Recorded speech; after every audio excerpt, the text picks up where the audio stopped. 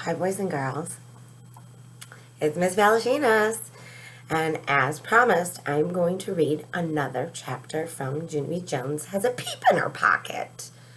Because I can see from the analytics, all the data that I get on my YouTube channel, as well as on the Facebook page for school that we've created, that a lot of you are reaching out and you are watching these videos. You seem to really like the read alouds. So I'll continue. Again, we need to first give credit to Penguin Random House Publishing Company because they are allowing us to read their story to many boys and girls all over the world, especially when you go to the YouTube channel, which is exciting. Okay, so we are on chapter 7. Spike. I'm going to get comfier here for a moment. You get comfy too. Are you ready? Here we go. After lunch, it was time to get the children together again. I clapped my hands loud some more. Okay, people, the fun is over. Get your buddy and get in line on account of Farmer Flores wants to talk some more, apparently. Farmer did a teensy frown at me. Then he holded my hand. Is that how you would say it? Holded my hand or held? I think you would say held. And we walked across the yard to another fence. Inside the fence, there was a building and some chickens. Okay, everyone, said Farmer Flores. This is the last stop on our tour today. He pointed. Who can tell me what that little building is right there? Lucille jumped up and down, real happy. The gift shop, the gift shop. I've been wondering where that was, she said, real delighted. Farmer Flores did a chuckle. Well, that's a good guess. But most farms don't have gift shops. He looked at the class. I'll give you a hint, he said. My wife and I get eggs for our breakfast every morning from that little house there. Just then, a boy named Roger jumped up and down and all around.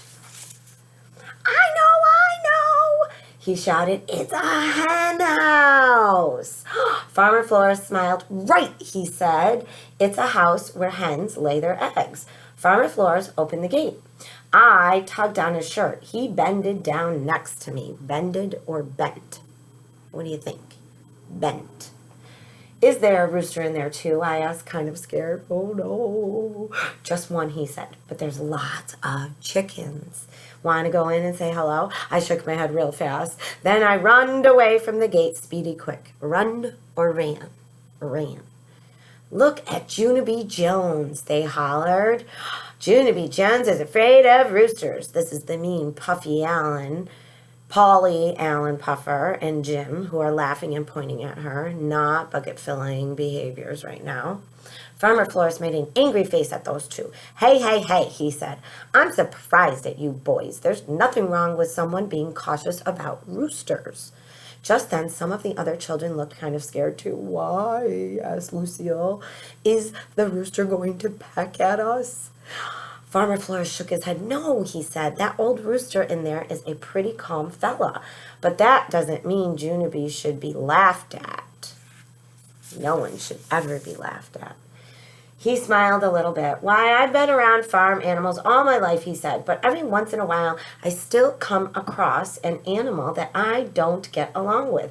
Farmer laughed. In fact, we used to have a goat who nipped at me every time I got near him, and for years I made my wife go in his pen and feed him. After that, Farmer Flores winked at me, and Mrs. said I could wait outside the gate.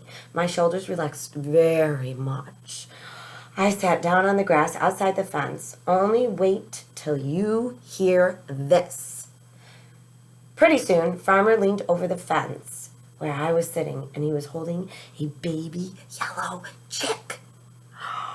I giggled and giggled at that cute little thing. A chick, a baby chick. Can I hold it, Farmer? Please, please, please, I asked.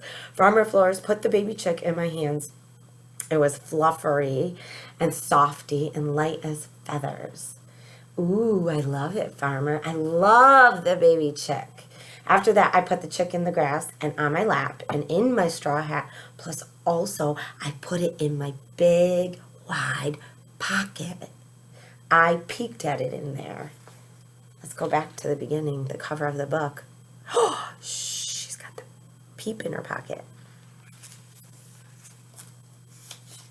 Let's read some more to find out what happens. I wish I could take you home with me, I said. I wish I could take you home to my house, and then you could live with me and my dog Tickle forever and ever. Would you like that, huh? Would you? The baby chick did a peep. Yes. You said yes, I said. I turned around. Did you hear that, Farmer? The baby chick said it would like to come home with me. Farmer shook his head. Oh, I don't know, Junie B, he said. I'm not really sure you'd like having Spike grow up at your house. I did a frown at that man. Spike? Who's Spike? I asked. Farmer pointed at the baby chick. Spike, the chick, he said. We named that little guy Spike. I peeked at the chick again. Yeah, only Spike is not actually a good name for a fluffery baby chick, I said. I know, Junie B, he said, but Spike isn't going to be a little chick forever, you know. I know, I said back, because someday Spike will be a big giant chick. Right, Farmer? Right?